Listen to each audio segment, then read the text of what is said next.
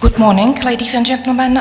It's a pleasure to have you here for another quarterly meeting with analysts, where we introduce and discuss our new macroeconomic forecast. First, let me introduce our speakers today. It's Deputy Governor Mojmír Hampl, Head of Monetary Policy Department Tomáš Holub, and last but not least, Mr. Tibor Hlédik, Head of the Czech National Bank's Macroeconomic Forecast Division, who will hold the presentation of the new forecast and its assumptions today. Following the presentation, there will be room to address questions to all three gentlemen present. Now I will ask Mr. Hlédik to start with his presentation.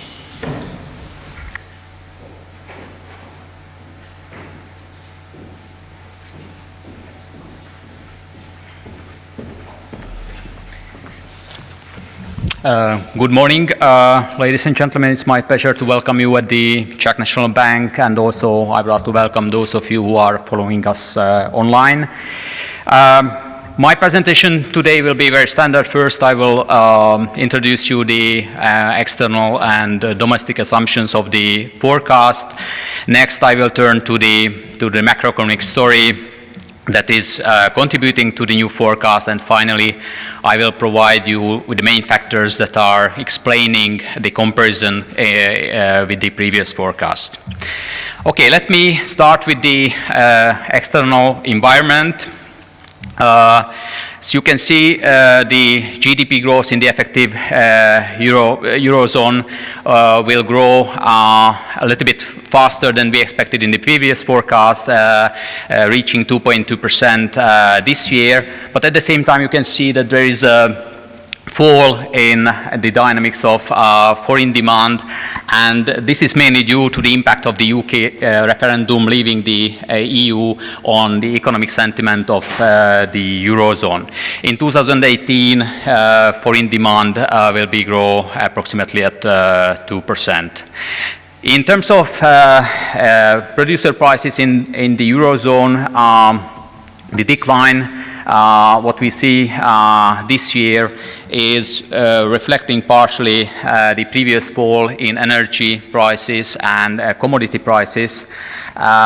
This year we assume that the fall will be 3%, and then on the forecast horizon, partially due to base effects, we'll get relatively fast to a 2% growth. In terms of monetary policy of the European Central Bank, you can see that the bank follows still very relaxed monetary policy, reflecting still subdued inflation pressures in the Eurozone. The forecast is consistent with negative interest rates on the whole horizon, and at the same time you can see that there is a slight revision in the market interest rates compared with the previous forecast. In terms of the US dollar exchange rate against the euro, you see that there is a stability this year and a slight appreciation during the next year. This is probably also due to the worsening sentiment due to the UK referendum. In terms of domestic fiscal policy assumptions, the forecast assumes a very steady real government consumption growth over the whole horizon, ranging between 2.2% to 2.4%. The nominal growth of government consumption will be even higher because of the positive contribution of the government consumption deflator, reflecting high and stable growth in the public growth of wages in the public sector. In terms of public budget deficit, the forecast assumes a further decline of the deficit to 0.1% this year. This will be given a number of factors, most importantly a smaller drawdown of EU funds. Also the forecast counts on additional revenues from introduction of VAT control statements, increase in tobacco excise duties, and also rise in taxation of lotteries. For the next year, the deficit will switch to slight budget surplus of 0.1% of GDP, and that will be given mainly by continued economic growth, introduction of electronic sales registration, and also increased tobacco excise taxes. At the same time, in the opposite direction, on the expenditure side, we'll see a reacceleration of drawdown of EU funds within the new programming period, and as I mentioned, also an acceleration of wages and other government expenditures. In 2018, there will be a slight increase of public budget surplus to 0.3% of GDP. That will be still a reflection of a steady economic growth, both in 2017 and 18, around 3%. In terms of the fiscal impulse, you see that in 2015 we had a very positive fiscal impulse at 0.8 percentage points, which was practically due to the effect of maximally drawing from the EU funds, or practically that was given by the end of the programming period and the attempt to draw the maximum amount of EU funds. And exactly the same we will see this year, but with the opposite sign, when we start with the new programming period, and therefore the fiscal impulse will be is estimated at minus 0.7 percentage points. For 2017 and 18, the forecast assumed that the effect of fiscal policy on economic growth will be marginally positive. Again, we see a little bit of positive impulse in terms of government investment. Again, this is the story with the EU funds, and also some slightly negative effects in private consumption. This is mainly due to introduction of excise duty on tobaccos and electronic sales registration. Okay, in terms of monetary policy, the forecast assumes that market interest rates will be flat at their current very low level, and the exchange rate will be used as a monetary policy instrument until mid-2017. Consistent with the forecast is an increase in interest rates in the second half of 2017. We assume that after the exit of the exchange rate commitment, the koruna will appreciate, and there are three distinctive reasons for that. The first and most obvious is the positive interest rate differential against the euro. Second, the repercussions of the ECB quantitative easing, which which the forecast assumes last until March 2017. And finally, the renewed real convergence of the Czech economy to its advanced counterparts in the euro area, although we assume that this real equilibrium appreciation will be at lower pace than prior to the crisis. The exit should not result in a sharp exchange rate appreciation, among other things, because the weaker exchange rate of the koruna in the meantime passing through to the price level and other nominal variables. Mainly, we hope that it will show up in wages. Okay, let me start with the new macroeconomic forecast, and before going into the details, I provide you with a brief summary. First, both headline and monetary policy relevant inflation decreased slightly in the second quarter of 2016 and stayed well below the lower boundary of the tolerance band around the Czech National Bank's target. However, they will start, both inflation rates will start to rise in the near future and slightly exceed the 2% target at the monetary policy horizon.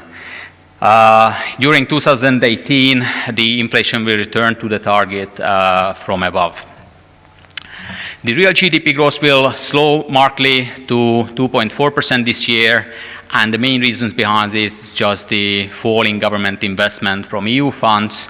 I will talk about the comparison with the previous forecast. The slowdown is a little bit less pronounced than in the previous forecast, and this is exactly given by the less pronounced fall in government investment. The economy continues to be supported by still easy monetary policy conditions, low commodity prices, and still quite stable external demand. GDP is expected to grow by 3% in the following 2 years. Import prices will gradually disappear, and this will be given by the fading effect of anti-inflationary impact of these prices. And the economic growth will be reflected in a further improvement of the labor market situation, both in terms of falling unemployment rate and faster wage growth. Okay, let me go to the structure of inflation, especially in the recent months. The decline in headline inflation throughout May and June was mainly brought about by new renewed fall in food prices. At the same time, we witnessed a moderate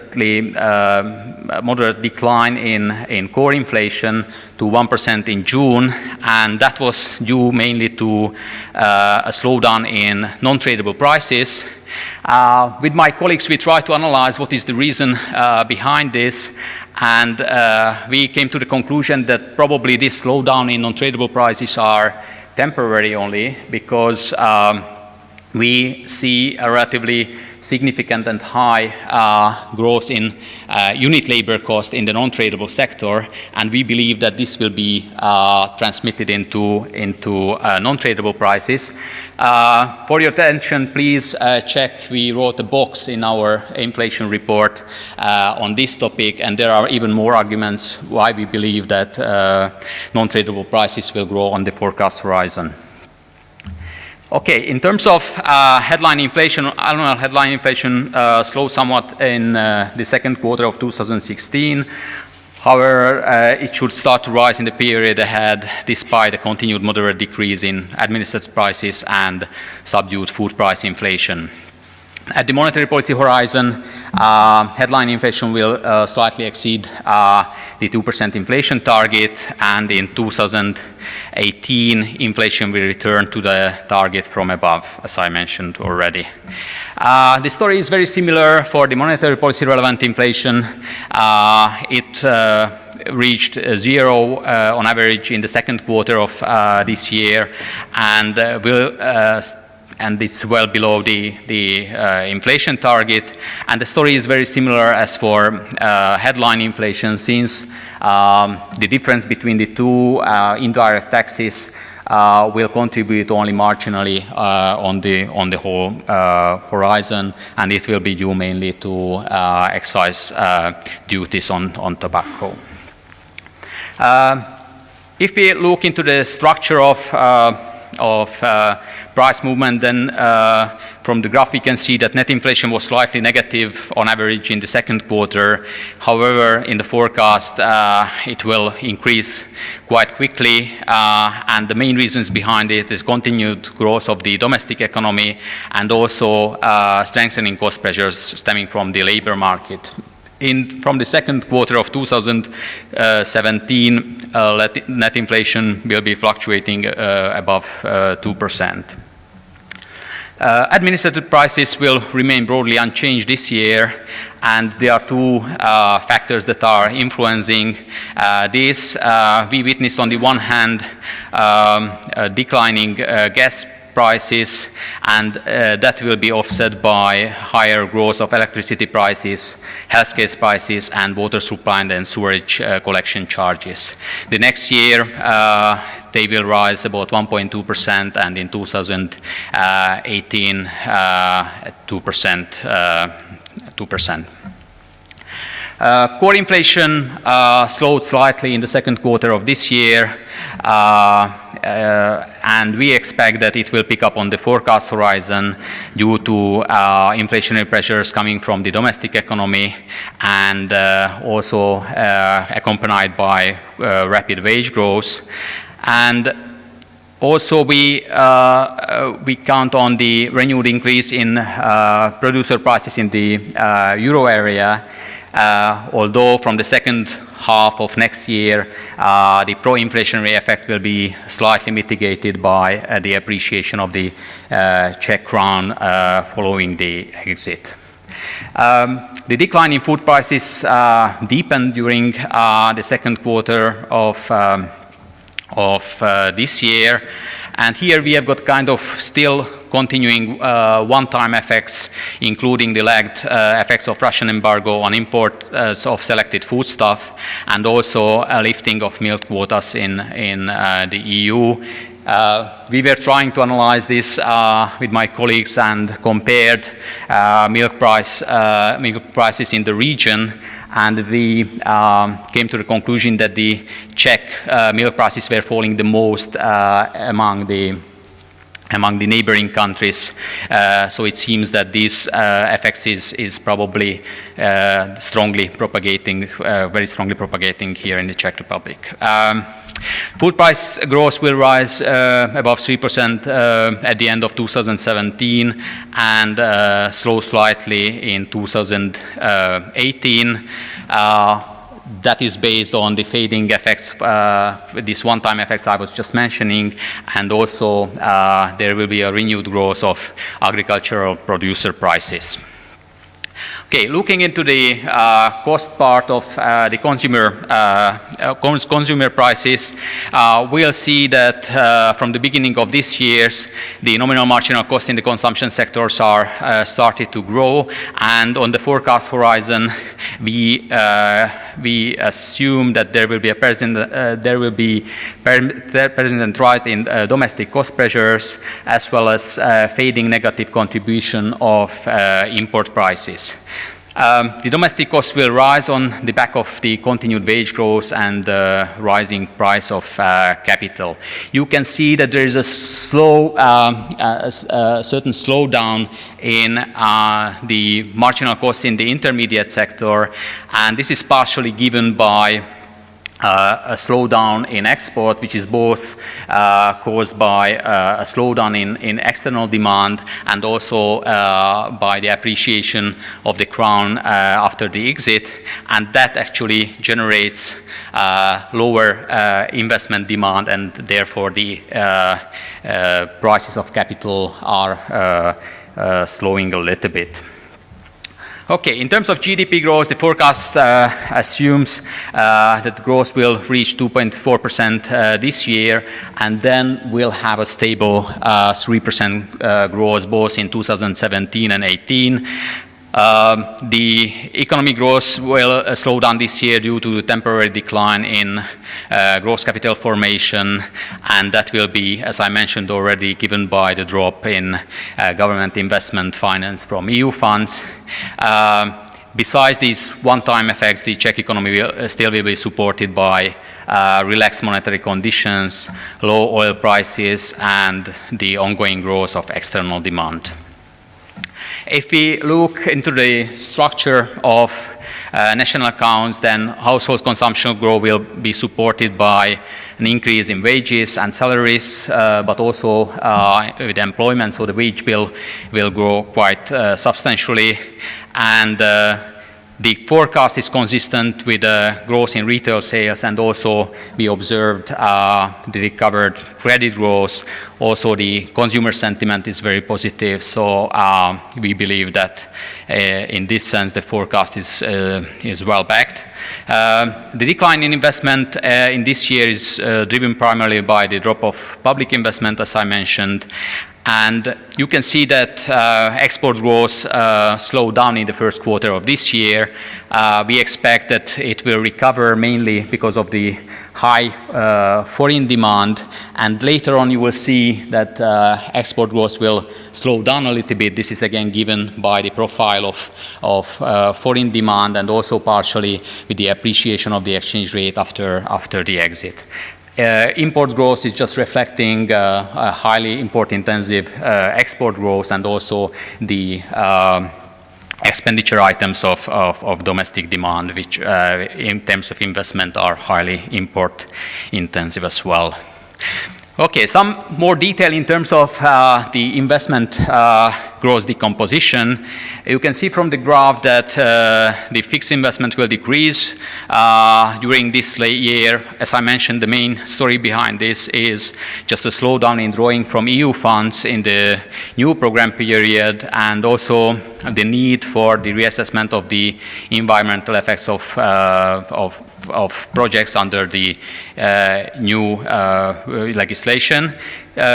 Continued growth of private investment will be on the whole forecast horizon. You see that there is a slight decrease in the dynamics of private investment, and this is linked very much to the slowdown in foreign demand. So we can turn to the labor market. The number of employees converted into full-time equivalents will continue to rise, although the growth will be gradually ease in the coming quarters. The employment will fall because of two reasons. The one is that economic growth will slow down, and the second effect is that we believe that there will be a limited supply of available labor. And you also can see that starting from the next year, the forecast assumes that hours of work per employee will go up, and this is exactly has got a link to the shortage of qualified labor. The average nominal wage growth in the business sector rose further to 4% in the first quarter of this year. I'm speaking about seasonally adjusted wages. The gradual pickup in wage growth will continue this year, and that will reflect a high demand for labor that is actually showing up in a low unemployment rate. The return of inflation to the target and the renewed pickup in economic activity and also the increasing shortage of available labor will be the main factors that will explain why wage growth will be quite stable and at a 5% level on the whole forecast horizon. The wage dynamics in the non-business sector will fluctuate between 4 and 5%, having the peak in the next year. We have seen already on the history a relatively sharp decrease in seasonally adjusted general unemployment rate, and this fall will continue on the forecast horizon, although much less than we have seen in the previous years. And practically the stability what you will see on the forecast horizon is given by two factors, namely the labor force and employment will grow more or less at the same pace, therefore they will cancelling each other out. The forecast assumes market interest rates to be flat at their very current low level, and the exchange rate to be used as a monetary policy instrument until mid-2017. Consistent with the forecast is an increase in interest rates in the second half of 2017. Okay, and I got to the last part of my presentation, and this is the comparison with the previous forecast. Let me just provide you with a brief summary. In the new forecast, the assumption of flat interest rates at their current very low level and the use of exchange rate as a monetary policy instrument until mid-2017 has been left unchanged. And you will see why. Practically, the story is very close to the one what we presented in May. The prediction for headline and monetary policy relevant inflation are moderately higher until mid-2017. This is due to a slightly higher short-term prediction for net inflation, a higher outlook for administrative prices, and faster observed and expected growth in nominal wages. The overall GDP growth this year has been revised slightly upward, and I already mentioned the main reason that this is the more modest fall in gross capital formation. And for 2017, it will be exactly the opposite, owing to slower growth in external demand, and which is a partial result of the outcome of the Brexit referendum. Economic growth will be revised slightly downward. The nominal wage growth in the business sector has shifted upward until mid-2017. This mainly reflects higher wage growth observed early this year and higher expected GDP growth and inflation this year. From mid-2017, nominal wage growth will be slower due to slower growth in domestic economic activity. The forecast for annual headline inflation is slightly higher for the next 4 quarters, and the factors are net inflation and outlook for administrative prices, which are higher than in the previous forecast. And you can see at the same time from the graphs that the differences are just very, very minor. The higher net inflation is reflecting higher cost pressures, reflecting higher wage growth, and a later renewal of growth in foreign prices. In terms of administrative prices, the revision is due to a smaller than predicted reduction of prices of gas for households, and against that we see a faster growth in heat and electricity prices and water supply and then sewage collection charges. Practically no change for core inflation, or they are just very minor changes. And in terms of food price inflation, the revision is given mainly by a deeper drop of agricultural prices in 2016 and their slower pickup in 2017. In the short end, at the beginning of the forecast, we were surprised a little bit higher with higher food prices, but in the long run, we are revising the forecast downward. The forecast for annual GDP growth is slightly higher this year, and the main reason I already mentioned, this is just a decline in gross capital formation. And for the next year, by contrast, this is in the opposite direction, lower, and the main reason behind that is lower external demand, which is practically, I mentioned, is the Brexit effect. In terms of the structure of economic growth, despite the continued robust growth in wages and salaries, the outlook for household consumption is slightly lower for this year and for the next year. And one of the main reasons is higher inflation, but also the saving rate in comparison with the previous forecast is higher than in the previous forecast.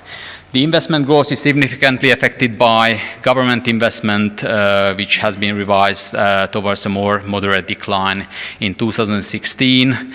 And I mentioned that in 2017, the slowdown in foreign demand will have some negative effect on private investment.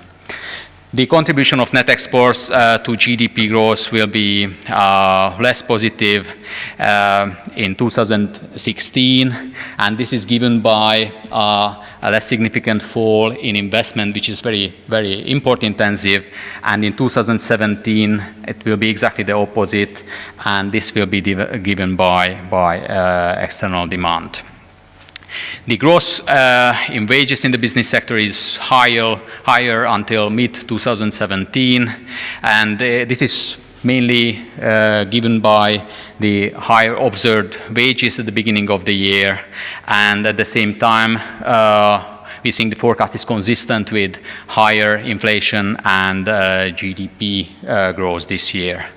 From mid-2017, it will be again the opposite. Nominal wage growth will be slower due to slower growth in domestic economic activity.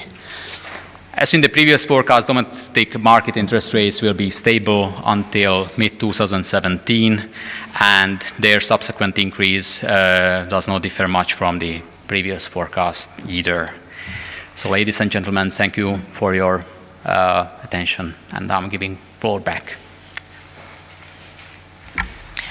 Thank you, Mr. Hledík, for your presentation. Before proceeding to Q&A, let me ask you to use the microphone in front of you. If you want to ask a question, then introduce yourselves and companies that you represent, and also state who of the speakers should answer your question. So now the floor is yours.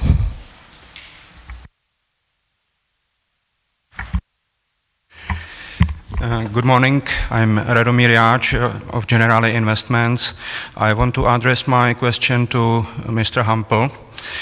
Specifically, the question relates to wording of the exchange rate commitment of the board and difference, let me say, between the strong commitment and assumption which is used for the exchange rate commitment in the macroeconomic forecast.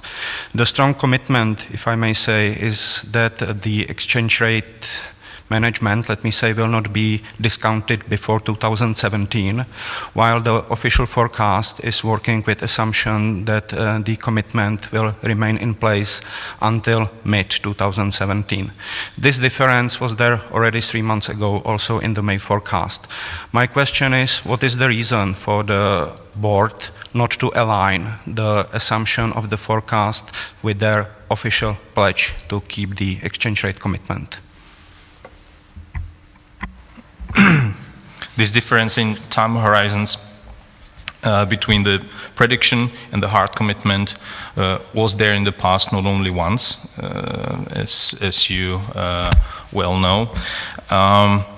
Frankly, we didn't discuss postponing the hard commitment further into the future. It was not a part of the debate yesterday. The board didn't feel any need whatsoever to discuss this issue, and I have to emphasize that the prediction and the horizon of using the FX floor in the prediction is an analytical tool, while the hard commitment is a monetary policy decision. This has to be distinguished, and we simply didn't feel any need yesterday to debate postponing the hard commitment, which of course does not necessarily mean that we will not go back to this question at any point in the future. It's definitely not ruled out. If I still just may add to my question, why I did put the question, because theoretically the exit from the exchange rate commitment may come in 5 months from now, in early 2017, theoretically, which is quite short period of time from now. So I put this question because we are talking about quite short-term horizon, which may start to create uncertainties, not only in the financial markets, but I would say also about agents in the real economy, including the corporate sector. So this was the core of the question. It's about half empty bottle debate.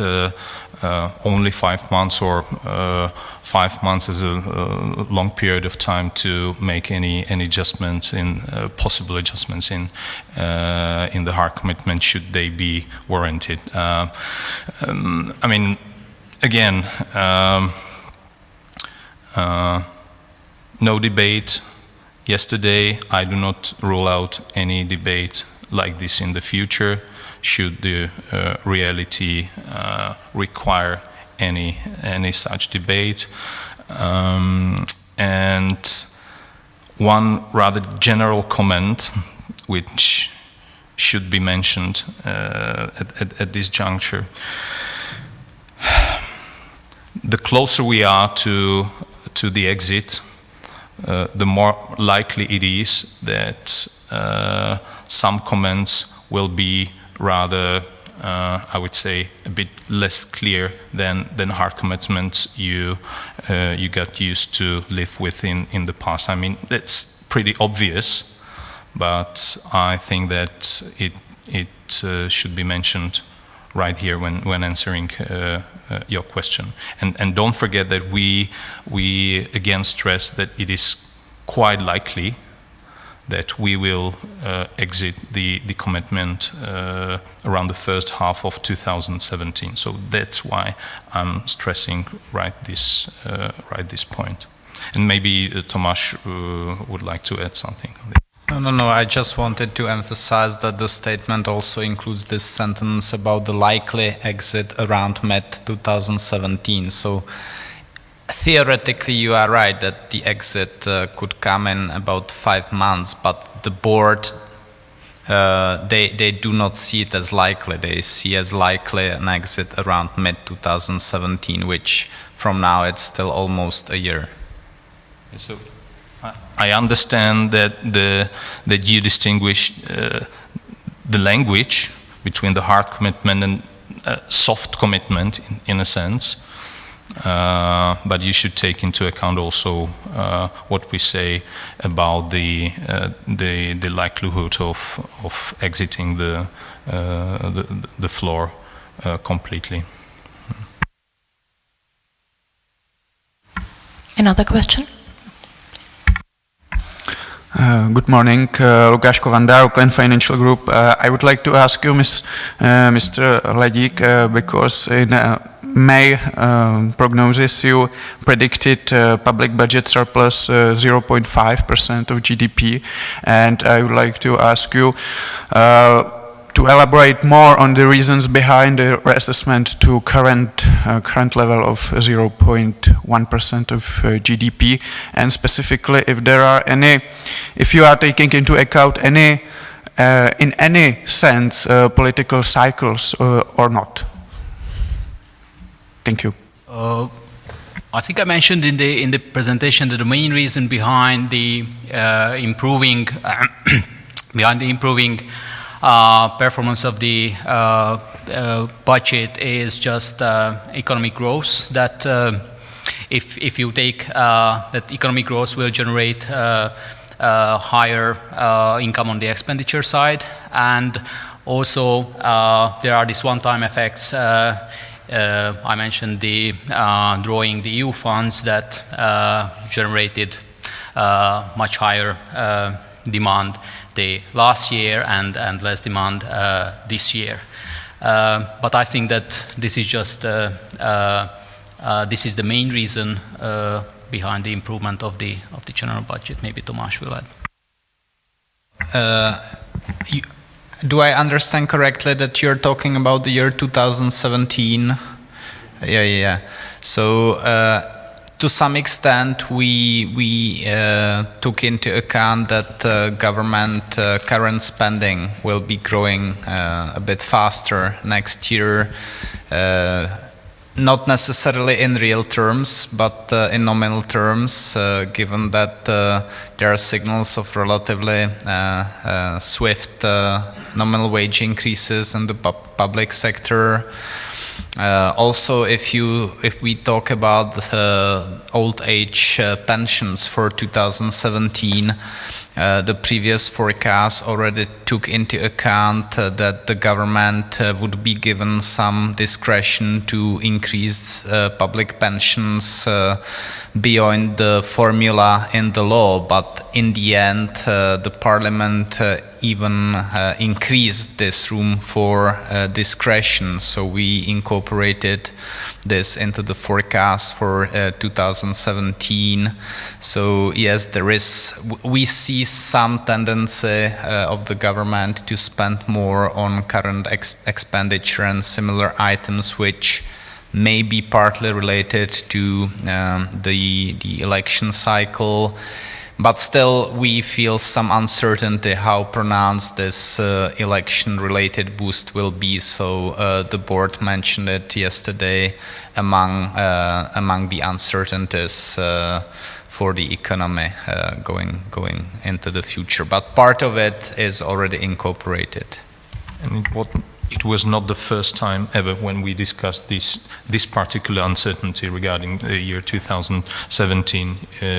You might have noticed also in our communication in the past. Uncertainty, one of them. For me personally, not the biggest one. Yes, please. Martin Po, General Investments. I would like to return to the question of FX commitment and the relation between the hard and soft commitment. Let's assume that the conditions will change in the economy or in the financial markets. Will the Czech National Bank prefer to change the soft commitment let's say sooner or later than in the middle of 2017, rather than the hard commitment. And the related question is, as we can see that the assumption is that the ECB will end quantitative easing in March 2017. We can say that most likely the policy will be prolonged in some way. At least we will see tapering. Would it be a significant change that could shift the timing of the exit? Yes. Let's assume the situation in the real economy will change. That was your question. Which way? To better or to worse? Well, in both direction. Okay, let's. You assume worsening. If you wanna be specific, okay. Let's say worsening.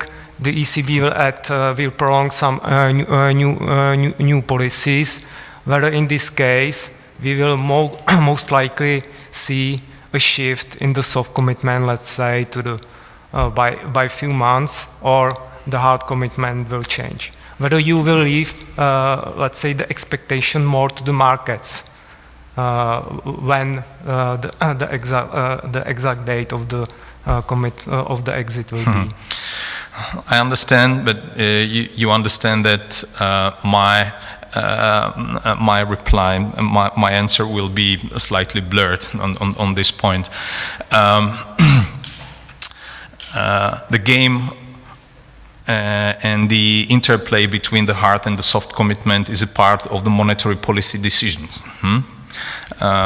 So it plays a role what we do with the hard commitment and what we say about the soft commitment. It plays a role for establishing certain monetary conditions in this economy.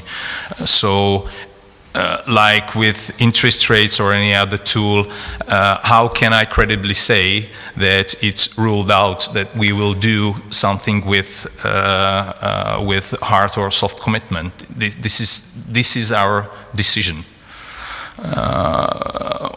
So I cannot exclude and I do not want to exclude that we will do something with any of these two or with both of these commitments.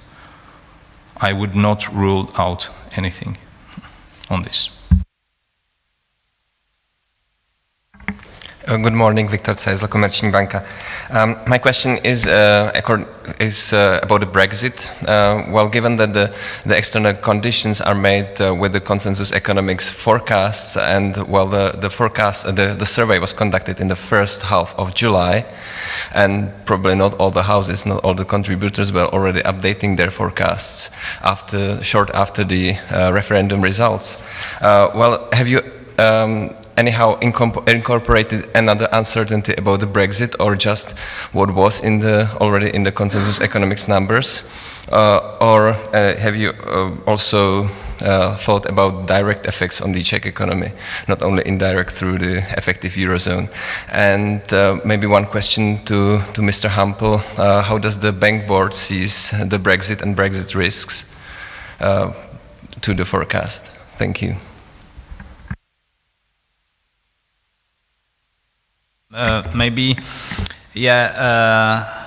You are right that we directly incorporate consensus forecast for the effective trade-weighted euro area, but of course in the judgmental part of our debates we also took into account the direct trade link to UK, which is about 5% of Czech exports, concentrated mainly in machinery and cars.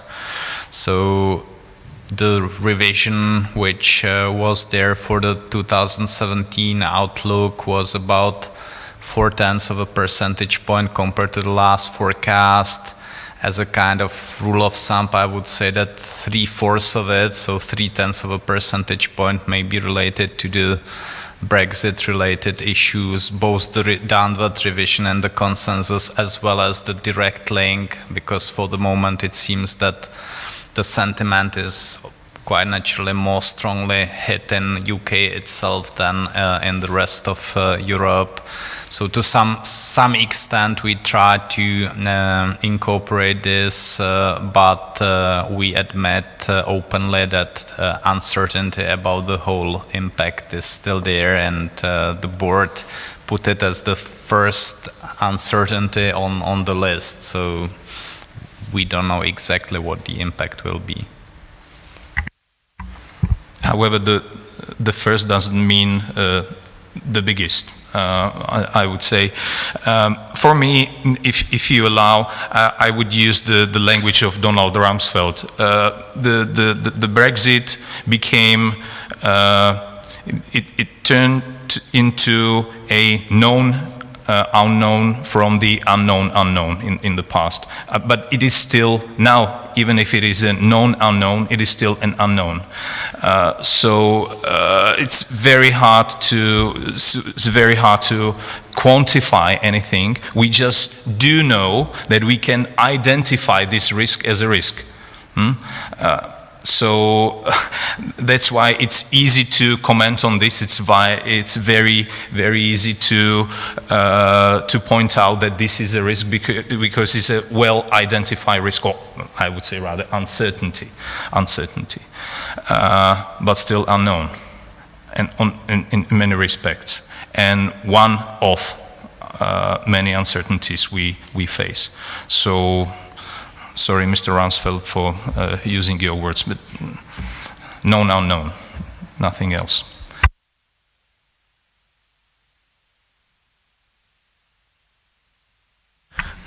Jaromír Šindel, Citibank. I would like to return to guidance about the exchange rate.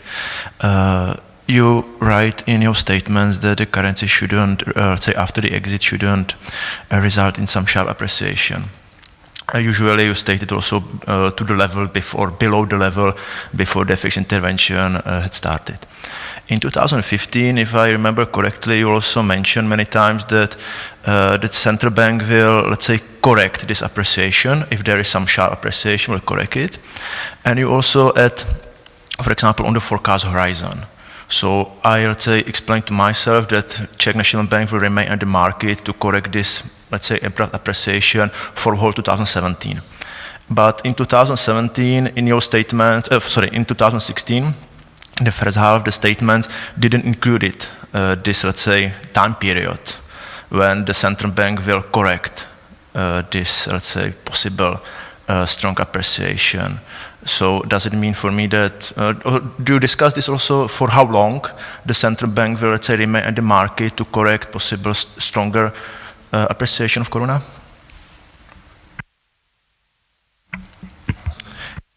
Yes.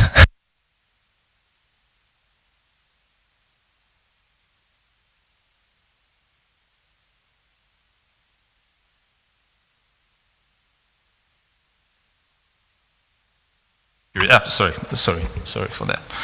So the simple answer might be no. We haven't discussed this yesterday, but frankly, it's like always with all the important factors which might influence the prediction. If we believe that there is a development on the FX market which might harm the ability of the central bank to achieve the target of the monetary policy horizon, we will take this into account in our actions. So this very general answer of course applies here as well, and that's why it will be almost impossible for you to digest from any of my colleagues in the board any specific answer to this question. If it is 1 week, then it's fine. If it's more than 1 week or more than 2 weeks, then it is not fine. It will depend on our analysis and how this factor influences the prediction. But you assume that there will be a very strong appreciation following the exit. If the exit is timely, in the right moment, then there should not be a sharp appreciation, unsustained appreciation for a very long or prolonged period of time, because this would mean that the timing was not optimum. So it's rather the other way around.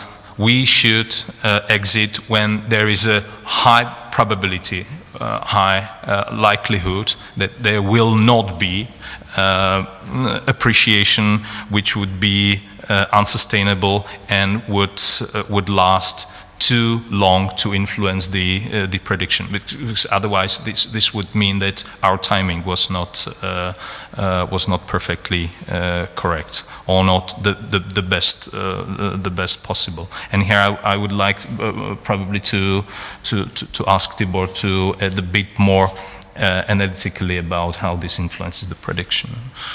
Practically in internal analysis, there's a clear link between how much we will be able to overshoot inflation, and actually it is consistent always with less appreciation. So, I mean, this is just a very standard results what you get in these models. Of course, these simulations and also in our forecast is not taking into account any speculative activities, and I think this is what the Vice Governor is speaking about, that these things will have to be judged at the moment when we will be close to the exit, and that will be up to the board to decide. So in terms of the analysis, what from a macro model you can get, it's quite clear that the higher the inflation and the outlook of inflation will be, the less pressure will be on the exchange rate to appreciate, and vice versa. And in this sense, what the Vice Governor said is, okay, we will have to have the timing of the exit in a way that the inflation will be sufficiently high enough just not to generate expectations on appreciation. This is one thing. The second thing, which already was mentioned several times, that of course it is expected that the real sector will hedge themselves prior to the exit, and actually it means that some of the cash flow which is assumed to generate the appreciation will not be there for a while, and actually this is the missing counterpart argument, which I think is also there. I believe this argument is very relevant. There was nobody on the market disputing this hypothesis of missing counterparty shortly after the exit. And even you as analysts have not disputed it as far as we know. So just to add and to put it into perspective, we are always prepared to smooth out non-fundamental moves on the exchange rate. This applies generally and specifically also for the period following the potential exit of or the potential exit from the FX floor. If it is non-fundamental, if it is speculative, then by definition it should be temporary. If it is not temporary, then there is something fundamental, and then we've got a bigger difficulty, and we should avoid the situation. This is why I'm talking about the correct timing of the exit, that there are fundamental moves on the exchange rate. This we will prevent. What happens then is what Tibor emphasizes. We are prepared to smooth out. If smoothing out makes any sense whatsoever in the meaning of this word, then it must be temporary. Yes. So, the next question is, I think, quite related to it, because you still forecast 3 months PRIBOR to be quite high, from my perspective, on, let's say, 1 year, 2 year horizon, 2018. 1.8 is, I think, is the average rate of PRIBOR in 2018, while Euribor is, let's say, assumed to be by the market minus 0.4. So my question is, I understand that you have some medium term, let's say return in medium term to some return to equilibrium level of the external interest rate. So my question is, what is this steady state level of Euribor in your assumptions, and let's say which average Euribor rate you assume in 2018? What is your real assumption? And the question goes to? Probably to Tibor Hledík or Tomáš Vrba. In the long run, the foreign interest rates are 3%, and our interest rates are also in the long run. But at the same time, I just want to stress that, as I mentioned, this is just a model-based forecast, where on the forecast horizon you see that the forecasted inflation is growing. We are even overshooting. So again, I mean, the question is whether, if we take this into account, whether the 1.8% or 2% is much, in a sense that still you need to generate some positive real interest rate, or appreciation, a combination of the two, just to curb inflation pressures. So in a sense, this is consistent with the forecast that if you would not raise interest rates, then you would overshoot even more than otherwise would be the case. And of course, the question is how much the exchange rate after the exit would appreciate, and of course it has got a feedback to the exchange to interest rates. So that's why maybe the decision will be complicated at that time when we will be there. That the two things are linked together, and also this is the reason why we need a cushion, in a sense, and to have sufficiently high interest rate jump when we exit, just to take into account that the exchange rate might appreciate. If it appreciates more, then it would be consistent with lower interest rates again, not to get back to the previous low interest rate environment. I would just add one general comment. Nothing else is expected from board members than general comments, of course, especially here. We can live in this economy with different monetary conditions compared to the Eurozone. I think we tend to forget this very general thing, and it seems to me that we are stuck in the way of thinking that we will forever have the same monetary conditions here as in the Eurozone, which is of course not true. And if I can get the answer, what's your real assumption for 2018? If you really assume also this 3% already in 2018 for foreign interest rates, or lower? No. The way it works is that the forecast takes the market outlook for Euribor at face value as it is for the nearest 6 quarters in each forecast. While after that it takes into account the market outlook only to some extent, while some weight is given to the gradual increase towards the neutral rate in the euro area. So then it's a kind of weighted average between what the market expects and what the model itself would expect. Of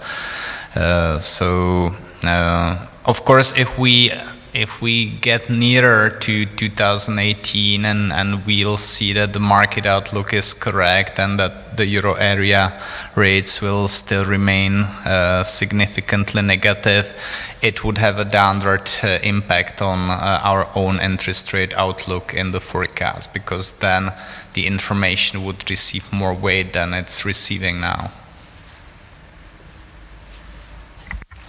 Any more questions? If not, let me conclude today's session. Thank you for coming and asking your questions. We will be looking forward to meeting you again in about 3 months, specifically on November the 4th. Thank you again and have a good day.